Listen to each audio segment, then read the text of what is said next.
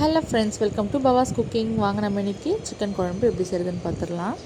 Stove on பண்ணி கடாயை வச்சுக்கோங்க. 4 டேபிள் ஸ்பூன் எண்ணெய் விட்டுக்கோங்க. எண்ணெய் சூடானதுக்கப்புறமா 1/4 ஸ்பூன் சோம்பு, ஒரு சின்ன துண்டு பட்டை, 2 கிராம்பு, ஒரு ஏலக்காய், கொஞ்சமாக கல்பாசி எல்லாம் பொரிஞ்சு வந்ததுக்கப்புறமா 2 பெரிய வெங்காயம் பொடியாக நறுக்கிக்கோங்க. அது கூடவே கொஞ்சமாக கல் உப்பு ஆட் பண்ணி நல்லா கோல்டன் ப்ரௌன் ஆகிற வரைக்கும் வதக்கி எடுத்துக்கோங்க. இந்த அளவுக்கு வதங்கி வந்ததுக்கப்புறமா 2 டேபிள் ஸ்பூன் இஞ்சி பூண்டு பேஸ்ட் ஆட் பண்ணிக்கலாம். நல்லா பச்சை வாடை போக வதக்கி விட்டுக்கோங்க. நல்லா அந்த அளவுக்கு வதங்கி வந்ததுக்கப்புறமா 3 பழுத்த தக்காளி பொடியாக நறுக்கி அதையும் ஆட் பண்ணிக்கோங்க. தக்காளி நல்லா மசிஞ்சு வர அளவுக்கு வதக்கிக்கோங்க. இந்த ஸ்டேஜில் 1/2 கிலோ சிக்கனை மஞ்சள்தூள் போட்டு வாஷ் பண்ணி வச்சுருக்கேன், அதை ஆட் பண்ணிக்கோங்க.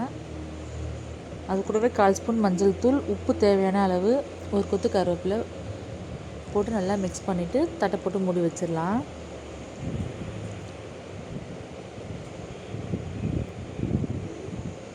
நல்லா சிக்கன் அரை வேக்காடு நல்லா வெந்து வந்துடும். நல்லா தண்ணி விட்டு சுருங்கி வெந்து வந்துடும்.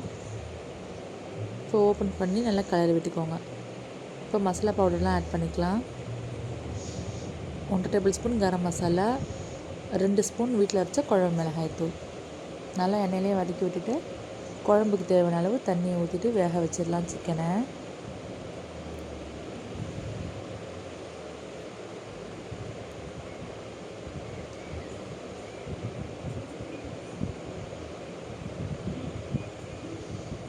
இந்த ஸ்டேஜில் உப்பு போதுமான்னு பார்த்துக்கோங்க.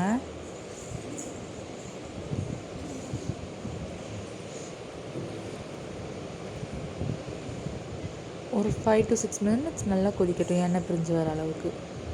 இப்போ ஒரு மிக்சர் ஜாரில் 1/4 மூடி தேங்காய், 1 ஸ்பூன் சோம்பு, 1 ஸ்பூன் சீரகம், 2 டேபிள் ஸ்பூன் மிளகு எடுத்திருக்கேன். தண்ணி ஊற்றி நல்லா ஃபைன் பேஸ்ட்டாக அரைச்சி வச்சுக்கோங்க.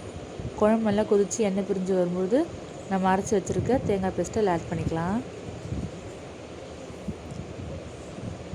அந்த ஜாரு வாஷ் பண்ணி அந்த தண்ணியும் இது கூட ஆட் பண்ணிக்கோங்க.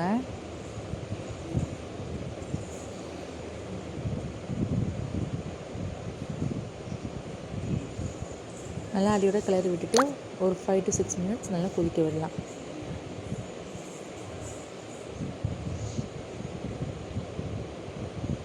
நல்லா இந்த மாதிரி குழம்பு கொதித்து கறியும் நல்லா வெந்து வந்துடும். நல்லா எண்ணெய் பிரிஞ்சு வரும்போது மேலே கருவேப்பிலை கொத்தமல்லி போட்டு ஸ்டவ் ஆஃப் பண்ணிடலாம்.